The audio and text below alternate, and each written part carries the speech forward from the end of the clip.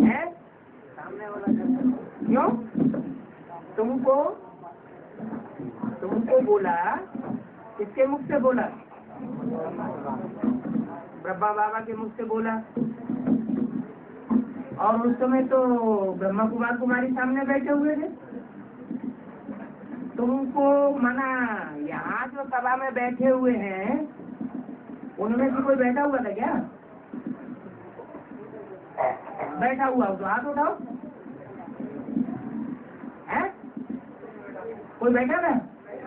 कोई नहीं बैठा। तो ये तुमको किसके लिए कहा गया है? हम बच्चों के लिए? कैसे है? जोर से बोलो, जोर से। हाँ, ये बोला है कि जो भी आदि के बच्चे हैं, जो पहले यज्ञ में थे, फिर कारण या कारण चले गए, उन पिछले बच्चों को मैं इमर्ज कर लेता हूँ और इमर्ज करके भी बोलता हूँ। बच्चे तो नंबरवार हैं, बाप भी नंबरवार बच्चों से नंबरवार बात करते हैं। किससे बात करते हैं? रूहानी बाप रूहानी बच्चों से बात करते हैं। बात किससे की जाती है? समझदार से या बेसमझ से? है? समझदार से बात की जाती है। जो समझदार होता है वही काम पूरा करता है। बाप का समझदार बच्चा होगा तो काम भी पूरा करेगा, बात को भी पूरा समझेगा। इसलिए मुरली में क्या बोला? मुरली में बोला, मैं तुम बच्चों से बात करता हूँ, ये ब्रह्मा तो बीच में सुन लेता है। क्या महाराज से बोला? मैं तुम बच्चों से बात करता हूँ, ये ब्रह्मा तो बीच में सुन लेता है। माना इससे बात नहीं करता हूँ, ये तो ऐसे बीच में सुन लेता है। बात तुम बच्चों से करता हूँ। अच्छा, तुम बच्चों से करता हूँ माना 9 लाख से बात करता हूँ क्या? अच्छा है? 9 लाख से बात करता हूँ क्या? नहीं। क्यों? 9 लाख में 4.5 लाख तो जन्म लेने वाले हैं। जब ब्रह्मा से ही बात नहीं करता हूँ तो ब्रह्मा जैसे जो 4.5 लाख हैं, जो भी 4.5 लाख हैं, ब्रह्मा जैसी आत्माएं प्रिंसेस के रूप में जन्म लेने वाली, तो उनसे बात करता हूँ। ब्रह्मा तो है फर्स्ट प्रिंस। जब जो फर्स्ट प्रिंस बनने वाला है उससे ही बात नहीं करता हूँ तो 4.5 लाख से बात, बाकी 4.5 लाख जो जन्म लेने वाले बच्चे हैं उससे बात करता हूँ नहीं। अब रही 4.5 लाख जन्म देने वालों की बात, तो जो 4.5 लाख जन्म देने वाले हैं तो वो भी नंबरवार कि सब एक जैसे नंबरवारी है।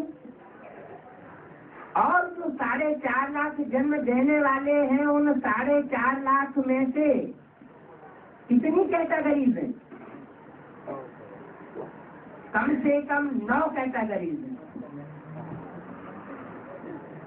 9 कैटेगरीज के जो मुखिया हैं सर्वोपरि, वो कितने होंगे? 9, जिन्हें 9 रत्न कहा जाता है, नवग्रह कहा जाता है, 9 मुख्य धर्म पिताएं कहे जाते हैं जो आस्तिक हैं। तो उन 9 से बात करता हूँ क्या है? 9 से बात करता हूँ ऐसे कहा जाए क्यों? 9 से नहीं बात कर सकते। बाप 9 से बात नहीं करेंगे, करेंगे नहीं करेंगे? करेंगे नहीं करेंगे?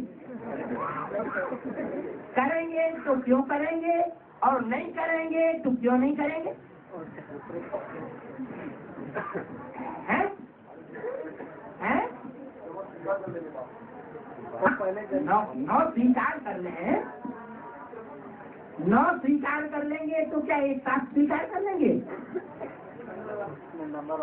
हाँ, 9 में भी 2 तरह की कैटेगरी है, एक चंद्रवंशी और दूसरे सूर्यवंशी।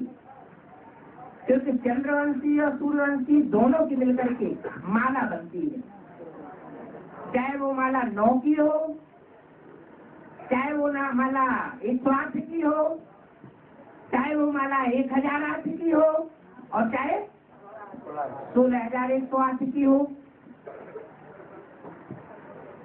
और चाहे 4.5 लाख की हो।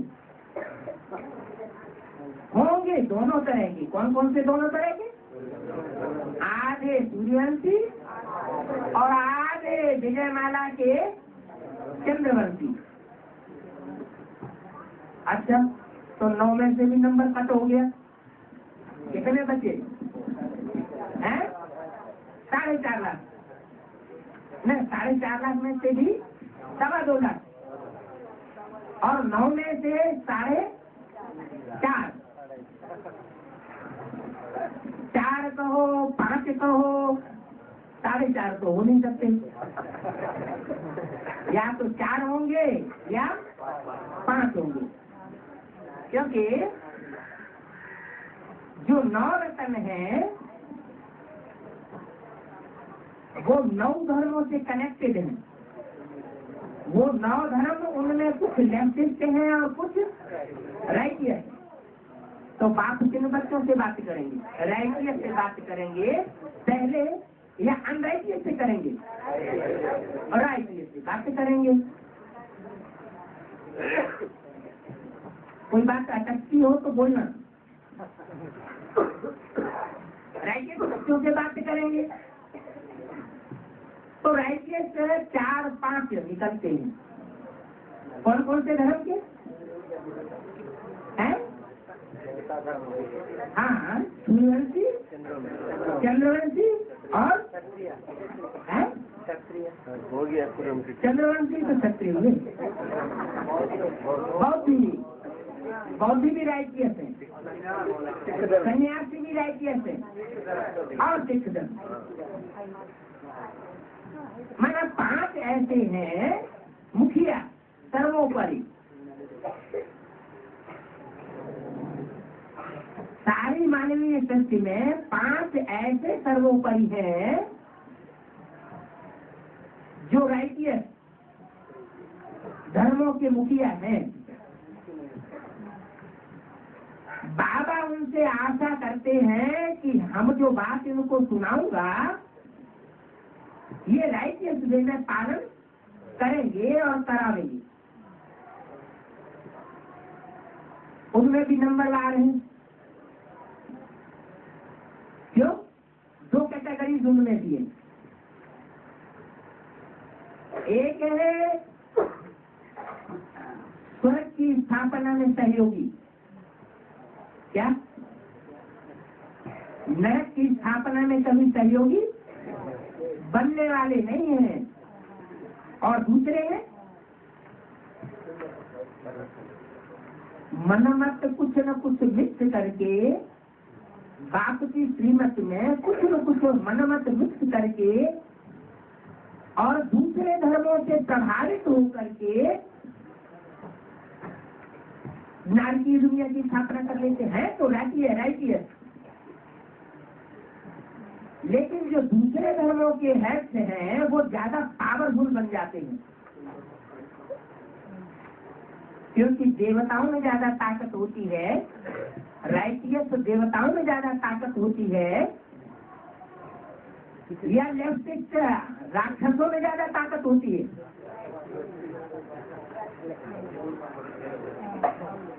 ज्यादा ताकत किसमें होती है, सुरों में या असुरों में? असुरों में ज्यादा ताकत होती है। क्यों? असुरों में ज्यादा ताकत क्यों होती है? देहाभिमानी के कारण ज्यादा ताकत होती है। माना आत्मा में ताकत नहीं होती है, देह में सारी ताकत आ जाती है? नहीं।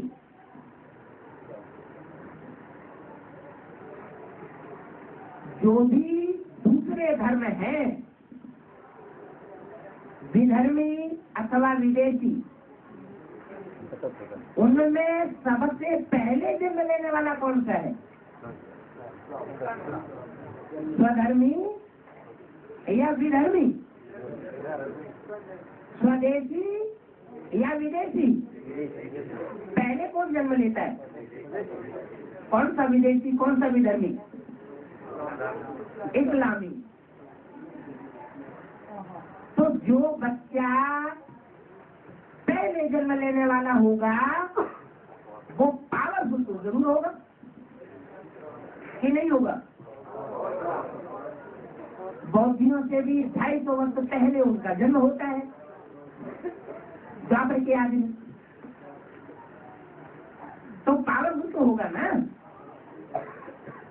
और बाकी सब धर्म उसके पीछे हो गए, तो बाकी दूसरे कमजोर ही हुए ना। बड़े भाई को क्या कहा जाता है? बाप समान कहा जाता है।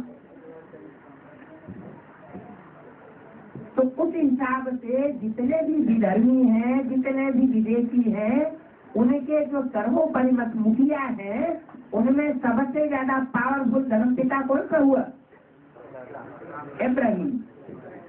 इब्राहिम का आधारभूत और इब्राहिम का स्थूल बीज वो कहाँ है? हमारे ब्राह्मणों की दुनिया में। आधारभूत बेसिक में और उद्धारभूत, उत्तर उत माना ऊपर, हर माना हरण करके ले जाने वाला। अपने जो भी दुष्ट की आत्माएं हैं उन सबको ऊपर ले जाने, ऊंची स्टेज में ले जाने वाला जो स्थूल बीज है। जैसे सारी सृष्टि का सूक्ष्म बीज शिव, ज्योतिर्बिंदु सुप्रीम सोल, और स्थूल बीज मनुष्य सृष्टि का प्रजापिता। ऐसे ही इस्लाम धर्म का जो स्थूल बीज है, सूक्ष्म बीज नहीं, जो द्वापर से डायरेक्ट ऊपर से आता है, वो नहीं, कौन? स्थूल बीज है, जो पहले से ही सृष्टि पर मौजूद था, जो आधारभूत जड़ को भी जन्म देने वाला है। बीज, जड़ पहले या बीज पहले? बीज पहले होता है। तो जो बीज रूप स्टेज में टिकने वाली आत्माएं हैं वो बीज बनती है। अब कितना पावरफुल स्टेज निसंकल्पी बीज की धारण करती है वो दूसरी बात है। तो जो इस्लाम धर्म का बीज रूप हुआ एडवांस नॉलेज में, वो तो विधर्मियों विदेशियों के बीच में सबसे पावरफुल हो गया ना। जब एडवांस नॉलेज शुरू हुई होगी तो सबसे पहले परम पिता परमात्मा शिव का ज्ञान किसने दिया होगा? है? जरूर इस्लाम धर्म का जो बीज होगा उसने पहले इस नॉलेज को ग्रास्प किया होगा। कब किया होगा? 76। बाप का प्रत्यक्षतावर्ष, बाप का प्रत्यक्षतावर्ष है तो क्या बाप को दुनिया वाले पहले प्रत्यक्ष करेंगे या बाप के जो डायरेक्ट बच्चे होंगे वो पहले प्रत्यक्ष करेंगे? पहले तो जरूर बाप के जो डायरेक्ट बच्चे हैं ब्राह्मण प्रत्यक्ष करेंगे, या गैर ब्राह्मण दुनियावी आत्माएं प्रत्यक्ष करेंगी? जरूर कोई ब्राह्मण सत्यों की ही बात है। उनमें से कोई ब्राह्मण बीज आत्मा है और उसके साथ साथ दूसरे दूसरे धर्मों के भी बीज हैं, भले विदेशी है, विधर्मी है, लेकिन पावरफुल होने के कारण। क्योंकि जो भी विदेशी और विधर्मी है, दुनिया में एक नियम है, हर प्रकार की जेंट्री, हर प्रकार की जाति अपनी जाति वालों को सपोर्ट करते हैं। विधर्मी होंगे तो पहले किसको सपोर्ट करेंगे? विधर्मियों को, चाहे कितना भी सदाचारी हो। रावण के कुल का कुंभकर्ण था, बहुत सदाचारी था, लेकिन सपोर्ट किसको किया? रावण को ही सपोर्ट किया, पावरफुल भी बहुत था।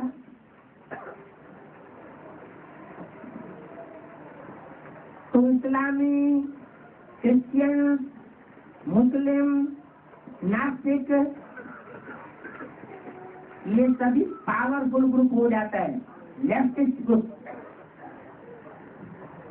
और कमजोर कौन सा होता है? कमजोर हो जाते हैं भारतवासी। ये कमजोर क्यों हुए ये पता चला है? प्रभाव में आ जाती है। जैसे लौकिक परिवार में छोटे भाई होते हैं, वो बड़े भाइयों के मोस्टली प्रभाव में आ जाती है।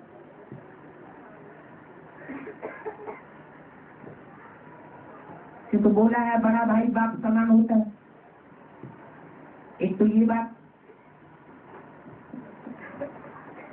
तो जब प्रभाव में आ जाते हैं तो जैसे प्रभावित होने वाली प्रजा हो गई।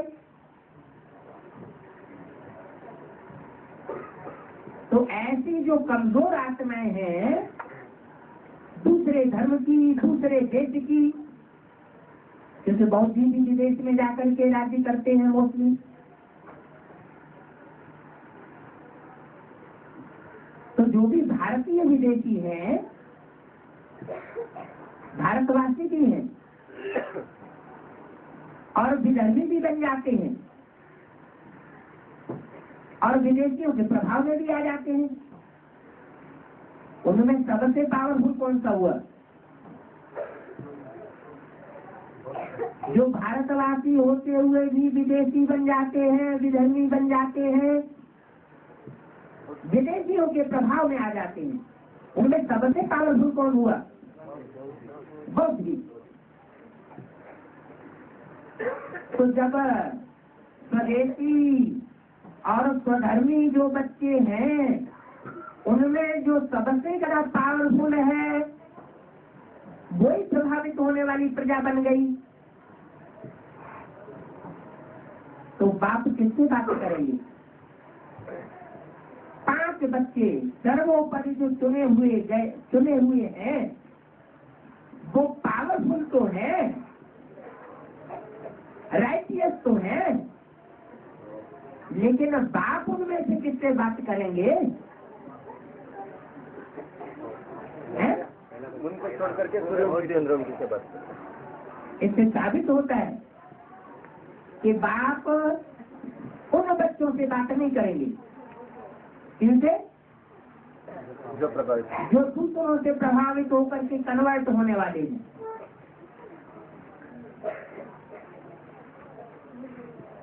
कन्वर्ट होने वाले बच्चों से बात नहीं करते। अरे झाड़ के चित्र में जड़ें हैं, 30 बाई 40 इंच वाला झाड़ का चित्र। उन जड़ों में कोई जड़ें बिल्कुल नजदीक बाप के बैठी हुई है या नहीं बैठी हुई है? बैठी हुई है ना। एक जड़ बिल्कुल नजदीक बैठी हुई है बिल्कुल नजदीक, लेकिन सबसे ज्यादा तेज ही है। बाप तो बाप है, उस बच्चे को भी बहुत प्यार करता है। उन बच्चों बच्चों को भी मर्ज करके बोलता है, सन्मुख रख करके बात करता है। लेकिन बाप ने एक वाक्य और बोल दिया। क्या वाक्य बोला? बाप के अंदर के प्यार और बाहर के प्यार की बड़ी भारी युक्ति है। क्या? कोई बच्चा जान नहीं सकता कि बाप हमें अंदरूनी प्यार करता है कि बाहर का प्यार करता है। हाँ, बहुत होशियार होगा, बहुत समझदार होगा, बहुत मुरलियां पढ़ने वाला होगा, बाप की वाणी से बहुत प्यार करने वाला होगा तो समझ सकता है। तो ऐसे भी नहीं है कि माउंट आबू में दादा लेखराज ब्रह्मा के सन्मुख बैठ करके जो बच्चे सुन रहे थे उनसे ही बाबा बात करते हैं। नहीं,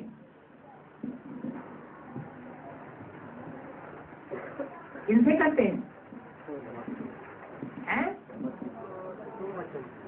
तुम बच्चों से बात करते हैं। माना इमर्ज किए हुए जो बच्चे हैं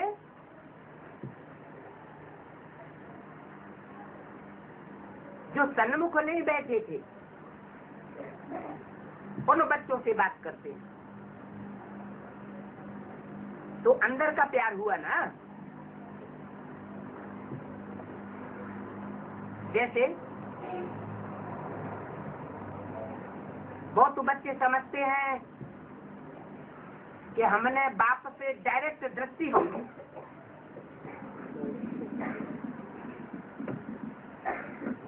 तो दृष्टि मोस्टली विनाशी आंखों की समझी जाती है या तीसरे नेत्र की समझी जाती है? तीसरे नेत्र की समझते हैं? जब दृष्टि लेते हैं तो समझते हैं कि तीसरे नेत्र की दृष्टि मिल रही है। कोई जरूरी थोड़ा ही है, क्योंकि बाप का अंदर का प्यार और बाहर के प्यार की बड़ी भारी युक्ति है। हो सकता है कि बाप इन आंखों से बाहर से देख रहे हों और अंदरूनी तीसरे नेत्र की आंख कोई विशेष सर्वसेवल बच्चे को देख रही हो, तो वास्तविक दृष्टि किसको मिली? जो सर्वसेवल बच्चा है, जो तीसरी आंख देखने में नहीं आती है, वो आंख जहां लगी हुई है उसी बच्चे को पावर मिल रही है। तो ऐसे ही माउंट आबू में भी दादा लेखराज ब्रह्मा के द्वारा जो वाणी चल रही थी, उस समय जिन बच्चों को इमर्ज करके बाप सामने रख करके मुरली चला रहा था, उन बच्चों से बात करते हैं। क्यों? बात उससे ही की जाती है जो काम को पूरा करे, या जिससे बात की जाती है वो काम पूरा करने की ताकत रखता हो।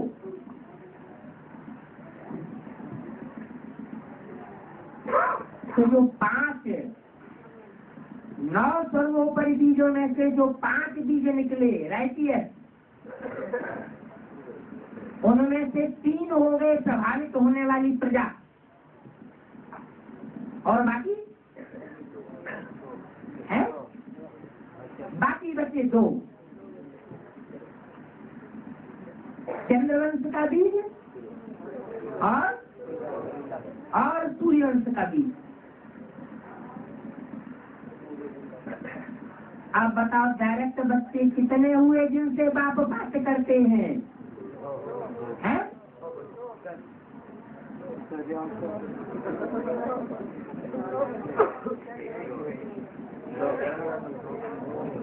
दो बच्चे हुए। कोई कहता है 10,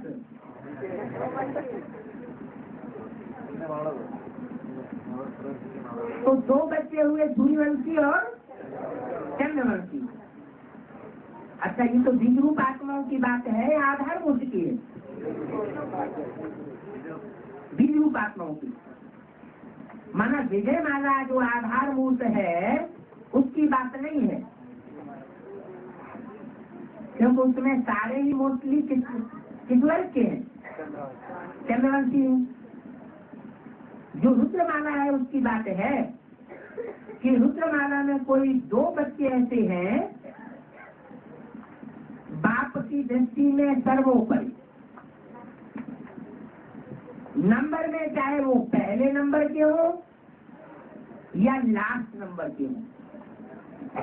माला होती है ना, तो माला में कोई मणका पहले नंबर का होता है और कोई मणका लास्ट नंबर का होता है।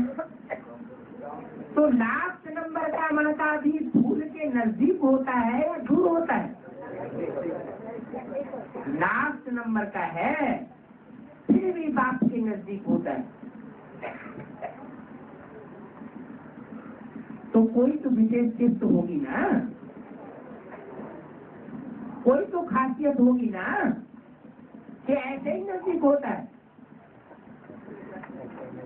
ऐसे ही माला में सिमरन किया जाता है, पूजा जाता है। जब फूल की पूजा होती है तो फूल के साथ साथ दोनों मणकों के ऊपर भी दृष्टि जाती है, पूजा करने वाले की, गायन करने वाले की। तो गायन और पूजन में वो दोनों ही सर्वोपरि जो मणके हैं सूर्यवंश और चंद्रवंश के बीच, वो बाप की दृष्टि में बहुत नजदीक है। तो बाप उन बच्चों से बात करते हैं इमर्ज करके।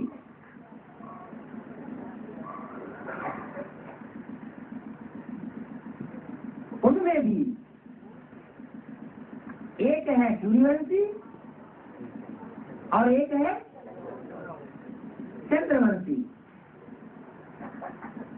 वंशी न कहे,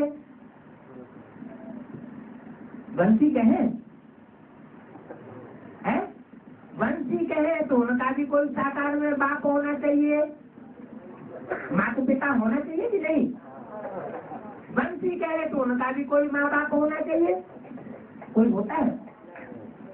रुद्रमाला के जो पहले 2 मणके हैं ऊपर के, उनका भी कोई साकार में इस मनुष्य सृष्टि में माँ बाप होता है? नहीं होता है। क्यों? कौन होता है? जो बाप साकार में होता है? अरे उनका माता पिता के रूप में साकार में सृष्टि में कोई बाप होता है?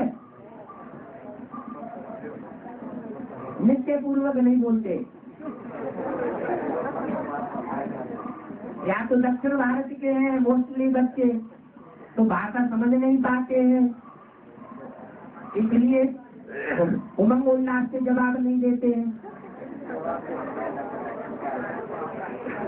या तो कुछ फैसला करने में सतोपंज है, पता नहीं हम झूठ बोले या गलत बोले। रुद्रमाला के जो सबसे ऊपर के 2 मणके हैं, सारी मनुष्य सृष्टि के जो बीज हैं, वो दोनों बीज सूर्यवंशी और चंद्रवंशी कहे जाएंगे। वंशी है नहीं कहे जाएंगे।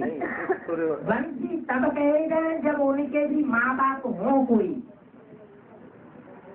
सूर्य देवताय नमः, चंद्र देवताय नमः, क्या कहा जाता है?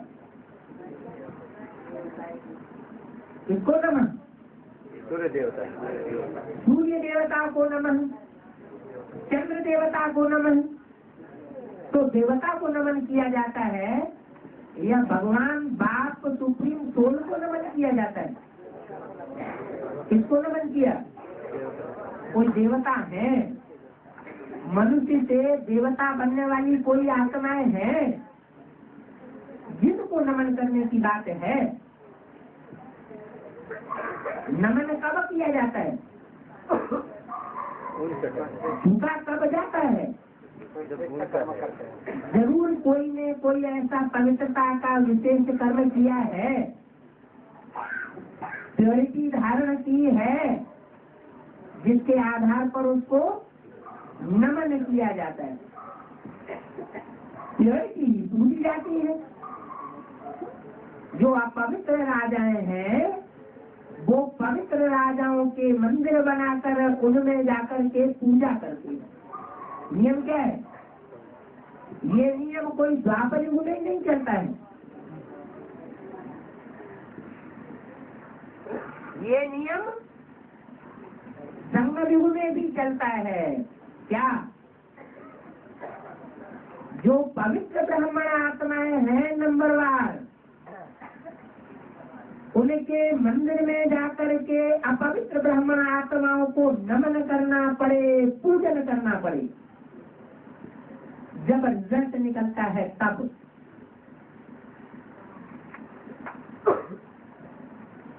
तो नंबरवार को 7 संसार गाए हुए हैं। तो बात हो रही थी सूर्य और चंद्र की। तो रुद्रमाला के पहले मण के जो है ऊपर के, वो सूर्यवंशी चंद्रवंशी नहीं कहे जाएंगे। क्या कहे जाएंगे? डायरेक्ट क्या कहेंगे उनको? सूर्य देवता, सूर्य देवता, चंद्र देवता। तो 2 हुए। उनको भगवान नहीं कहेंगे। क्या कहेंगे? मनुष्य से देवता बनने वाली आत्माएं हैं कोई, जो सूर्यवंशियों की और चंद्रवंशियों की बीज है। तो वो 2 आत्माएं कौन हुई?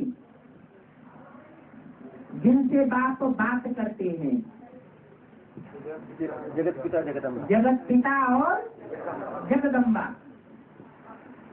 रुद्रमाला के पहले 2 मण के, उनमें भी कोई रचयिता और रचना है क्या? है? उनमें भी रचयिता रचना है। छोटा बड़ा है? अरे पिता तो सबको रचयिता हो जाना, पिता तो माँ को भी रचने वाला है।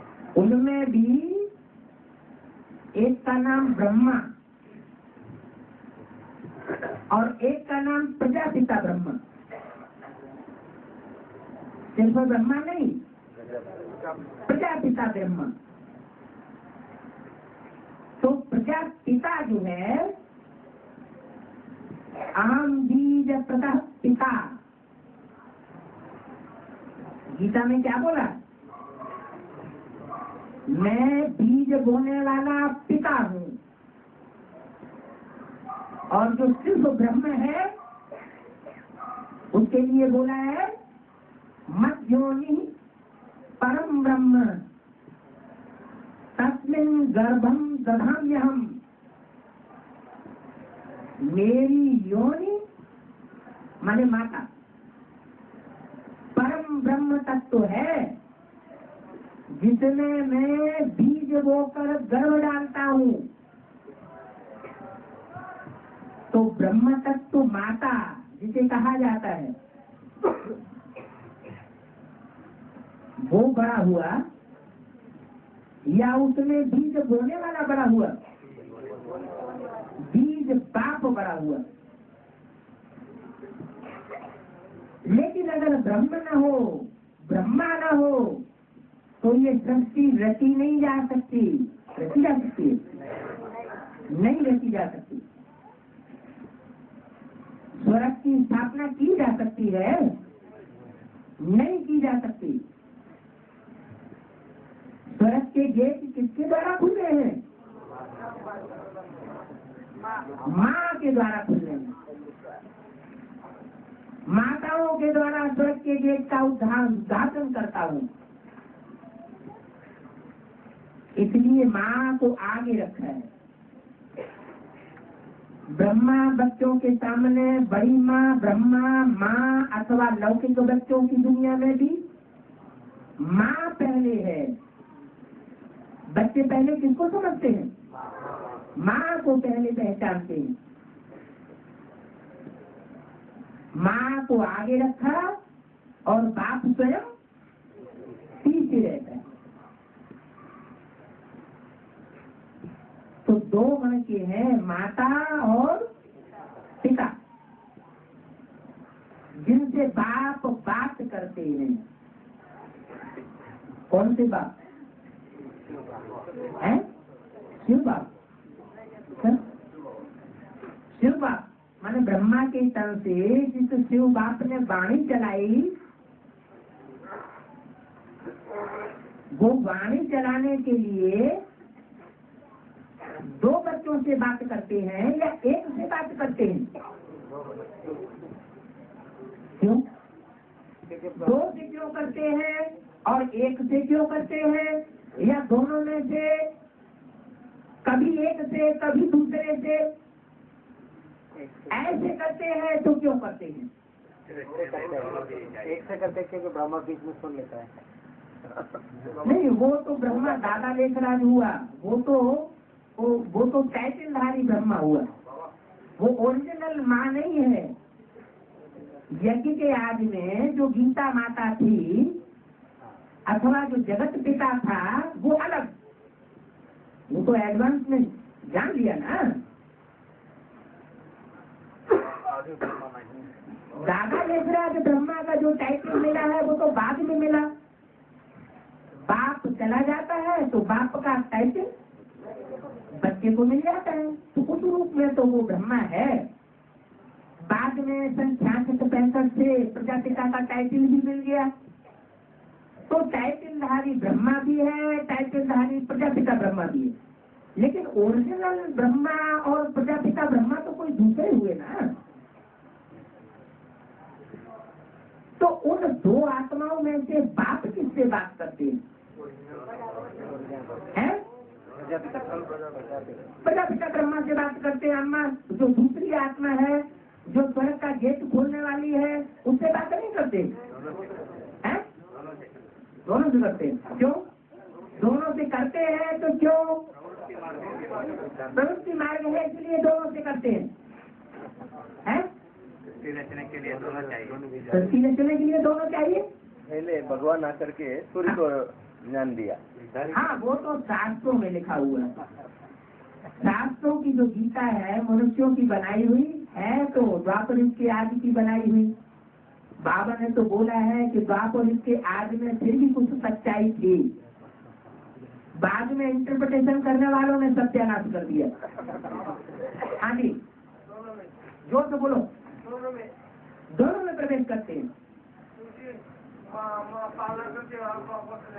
हाँ, तो शिव बाप जो है जब परम धाम से पहली बार आते हैं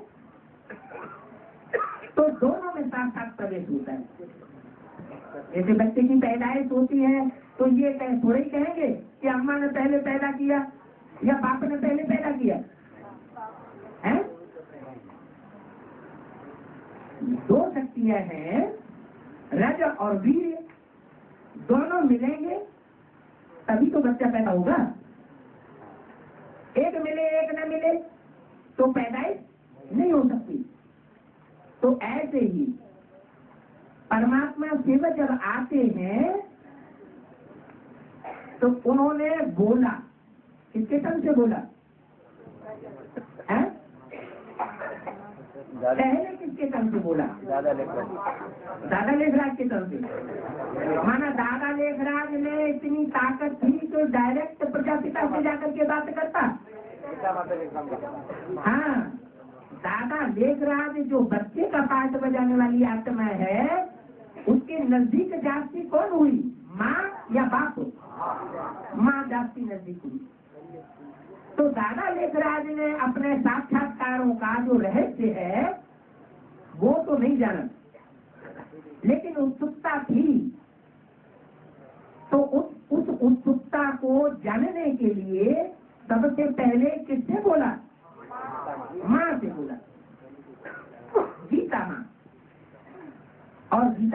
किससे बोला? गीता माँ ने प्रजापिता से बोला,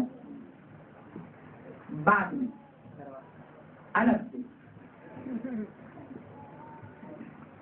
तो जब बोला तो बोलने के साथ साथ सुनना होता है कान से। गीता माता ने बोला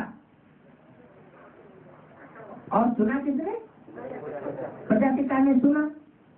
तो सिर्फ सुनना ही होता है, कान जो है वो जल्दी काम करता है या बुद्धि भी जल्दी काम करती है? कान के साथ बुद्धि भी काम करती है। कान सुनने के साथ साथ बुद्धि से समझा भी जा सकता है? तो ब्रह्मा ने जो कुछ बोला, माना दादा लेखराज के द्वारा गीता माता ने जो सुना और गीता माता ने जो बोला वो प्रजापिता ने सुना भी, सुनने के साथ साथ क्या किया? समझा भी और उसका आंसर भी दिया, रहस्य भी बताया। तो वो रहस्य बताने का जो काम है वो भी सुना और सुनने के साथ समझा भी। किसने? है माता ने। तो एक होता है सुनना सुनाना और दूसरा होता है समझना और समझाना। तो दादा देशराज के जो साक्षात्कार थे उन साक्षात्कारों को गीता माता ने सिर्फ सुना है पहले या सुनने के साथ साथ समझा भी है? पहले सुना है, उस समय समझा नहीं। सुनना सुनाना है भक्ति मार्ग और समझना समझाना है ज्ञान मार्ग। ये ज्ञान भक्ति ये दोनों साथ ही साथ हैं। भक्ति भावना नहीं होगी तो ज्ञान कोई काम का नहीं, सूखा ज्ञान हो जाता है। और सिर्फ ज्ञान ही ज्ञान हो, भक्ति मार्ग न हो, भक्ति न हो, भावना न हो तो सूखा ज्ञान जैसे हो जाता है। वैसे ही अगर भक्ति ही भक्ति हो और समझ न हो या समझाने की शक्ति न हो असलियत को, तो ज्ञान कैसा हो जाता है? निरर्थक हो जाता है। दोनों ही चाहिए। तो माँ ने सुना और सुन करके सुनाया, ये सिर्फ हुआ भक्ति मार्ग। भक्ति मार्ग में क्या होता है? भक्ति मार्ग में होता है सुनना और सुनाना। बस कथाएं सुनते रहते हैं और दूसरों को सुनाते रहते हैं। बात बुद्धि तक कुछ भी नहीं पहुंचती।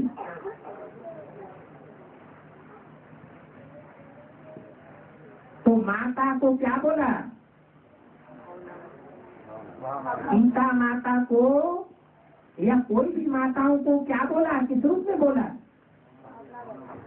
माता है भावना, माताएं हैं सब भक्तियां। माताएं ही सिर्फ भक्तियां हैं या जो पुरुष टोले हैं वो भी भक्तियां हैं? जो समझते नहीं हो नहीं। बोला तुम सब आत्माएं, वो भक्तियां। राम बाप है एक, क्या? राम बाप है एक और तुम सब हो भक्तियां। सब हो गए भक्तियां क्या? कोई भी ज्ञानी नहीं। बोला है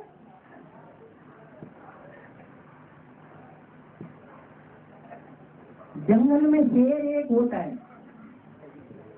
हैं? और शेर के बच्चे कितने पैदा शेर होते हैं? जब शेरनी जन्म देती है तो उनमें से शेर कितने होते हैं? हैं? एक शेर होता है और बाकी नंबरवार। इसलिए मुरली ने भी क्या बोला, गॉड इज वन, तो गॉड का बच्चा भी वन कहा जाता है। प्रवृत्ति मार्ग है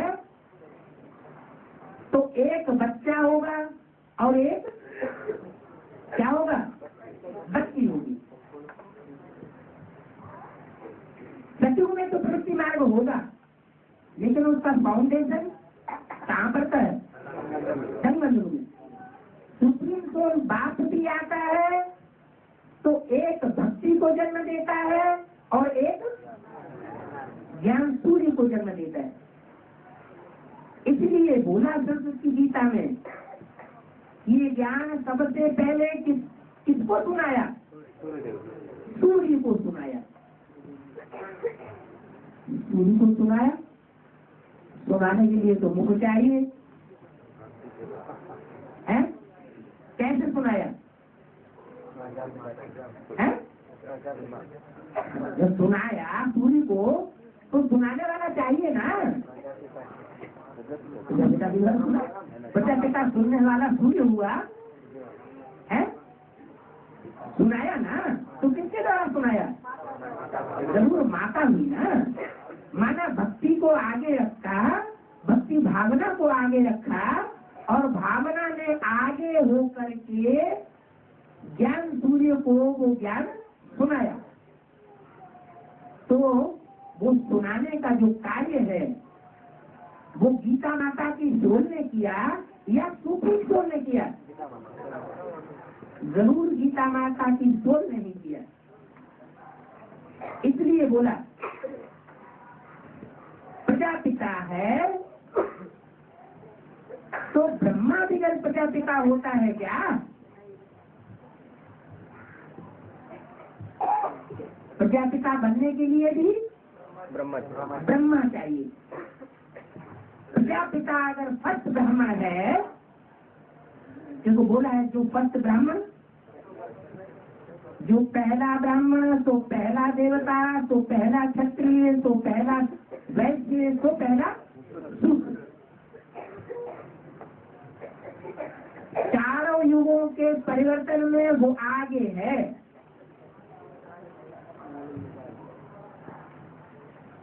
इसलिए कह देते हैं भक्त लोगों ने बना दिया है क्या, चारों युगों पर आप तुम्हारा है प्रत्येक जगत उजियारा। जानते नहीं है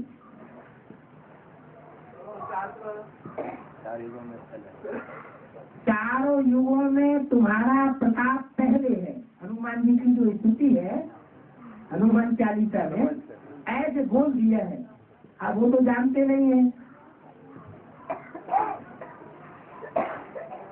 कि गीता में जो बोला गया है कि वृक्षों में सबसे श्रेष्ठ वृक्ष मैं हूँ, देवताओं में सबसे श्रेष्ठ देवता मैं हूँ, माना हर जगह सबसे श्रेष्ठ मैं हूँ, बंदरों में सबसे श्रेष्ठ मैं हूँ। तो क्यों कह दिया है वो तो जानते नहीं है, ऐसे ही बोल दिया है।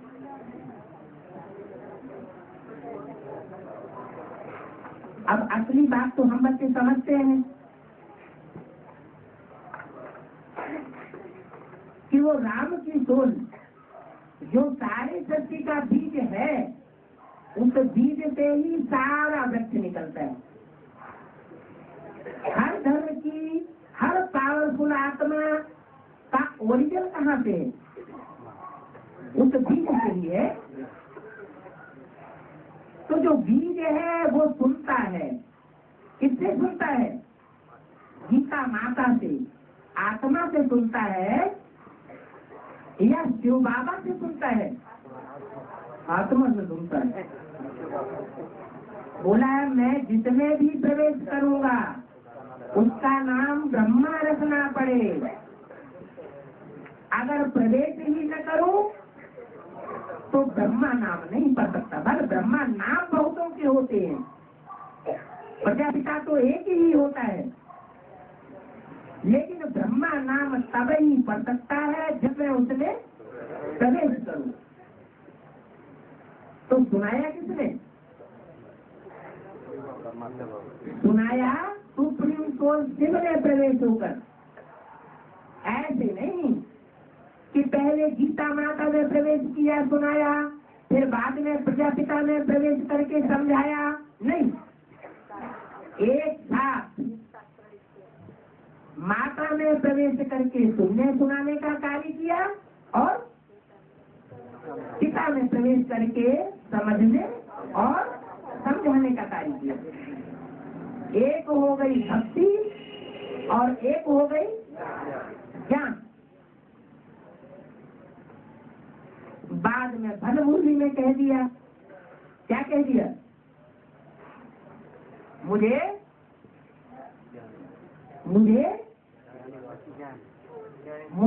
ज्ञानी तू आत्मा बहुत प्रिय है।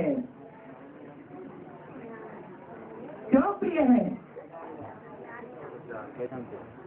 दादा लेखराज ब्रह्मा से बात क्यों नहीं करते?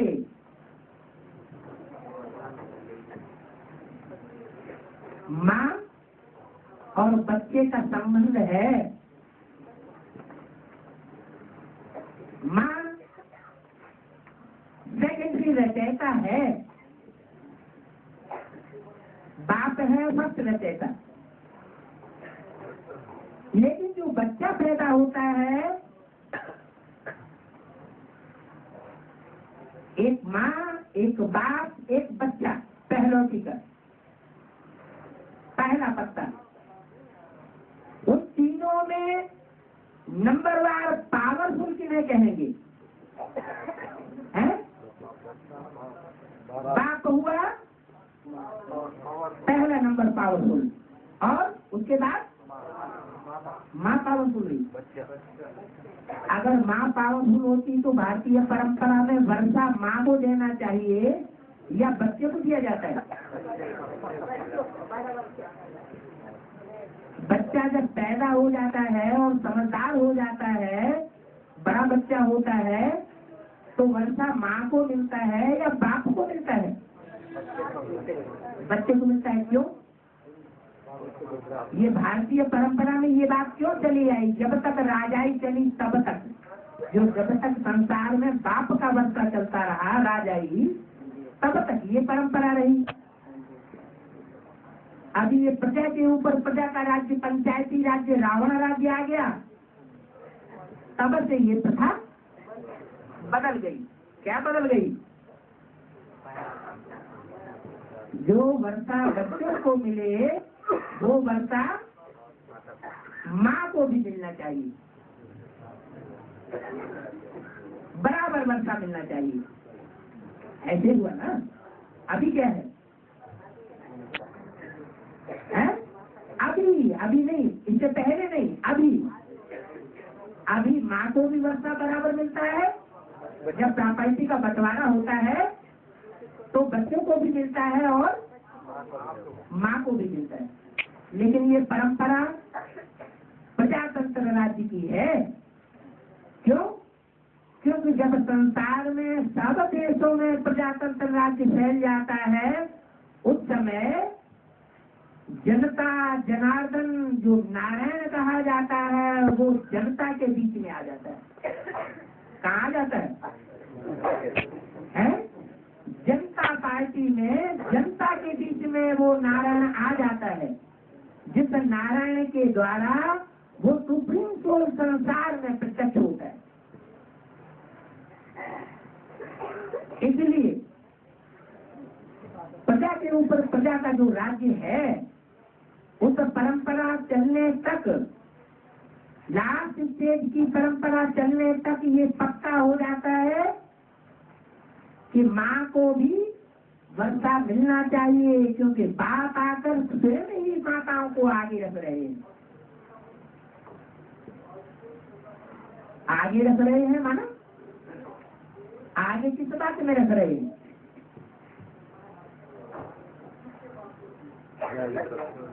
ज्ञान सुनने सुनाने के लिए आगे रख रहे हैं सिर्फ, या कार्य करने के लिए और कराने के लिए आगे रख रहे हैं? कार्य कराने के लिए, कार्य जो करना है और कराना है उसमें बाप को आगे नहीं रखा। किसको आगे रखा? माँ को आगे रखा। वो दादा मेघराज ब्रह्मा उनके तो द्वारा सिर्फ सुनाना हुआ, सिर्फ सुनाया, प्रैक्टिकल कार्य संपन्न नहीं हुआ। लेकिन वही ब्रह्मा की सोच दादा मेघराज जब शरीर छोड़ने के बाद कोई ब्राह्मण भक्ति में प्रवेश करती है, तब वो संसार में जगत माता के रूप में वो सोच पूजी जाती है। जगदम्बा की पूजा होती है या ब्रह्मा के रूप की पूजा होती है? जगदम्बा के रूप की पूजा होती है। क्यों पूजा होती है? कि जो एवर लास्टिंग कार्य है ब्रह्मा का कार्य मुरली में बताया, ब्रह्मा के मुख से मुरली सुनाते हैं, तो यही एवर लास्टिंग कार्य है। या स्वर्ग का गेट खोलते हैं, ये एवर लास्टिंग कार्य है। स्वर्ग का गेट खोलना ये है आखिरी कार्य। तो वो आखिरी कार्य जब तक नहीं किया है तब तक नहीं कहेंगे कि ब्रह्मा का कार्य पूरा हुआ। तो प्रश्न ये चल रहा था कि बाप जब आते हैं तो किससे बात करते हैं? माँ से बात करते हैं? इनसे बात नहीं करते, माने ब्रह्मा से बात नहीं करते। ये मुझे बोल दिया, क्या बोला? ब्रह्मा से बात नहीं करते। ये तो बीच में सुन लेता है। किससे बात करते हैं? तुम बच्चों से बात करते हैं। तो तुम बच्चे कौन हुए? हैं? प्रजापिता और ब्रह्मा, जगदम्बा। अच्छा, तो जगदम्बा से बात करते हैं, तो जगदम्बा को पहले समझना चाहिए या नहीं समझना चाहिए? समझना चाहिए है? उसको पहले समझना चाहिए था। उसको पहले समझना चाहिए। जगत पिता को भी समझना चाहिए, लेकिन जगदम्बा को भी समझना चाहिए। लेकिन समझती है या नहीं समझती है? पहले जो भी मुरलियाँ सुनाई जाती हैं वो मुरलियाँ पहले जगत पिता समझता है या जगदम्बा समझती है? जगत पिता समझता है, जगदम्बा बच्ची के रूप में होती है। वैसे भी जगदम्बा को क्या बोला? जगदम्बा को बच्ची बोला है बाप ने। क्या बोला है? जगदम्बा बच्ची। तो बच्ची है तो पहले समझेगी कैसे? लेकिन प्रजापिता के मुकाबले में, बच्चे के मुकाबले में बच्ची में ज्यादा प्योरिटी होती है या बच्चे में ज्यादा प्योरिटी होती है? बच्चियों में, क्योंकि कन्याएं जो हैं वो सर का ताज मानी जाती हैं। गंगा को कहाँ रखा? जगदम्बा ने सर के ऊपर रखा ना। तो सर के ऊपर क्यों रखा? प्योरिटी की पावर जागती रही होगी तभी तो रखा। क्योंकि सारे काम दुनिया के किससे होते हैं? प्योरिटी होते हैं। तो गंगा को सर का ताज बना दिया है। पार्वती को गोद में बैठाया और गंगा को सर पे रख लिया। क्यों?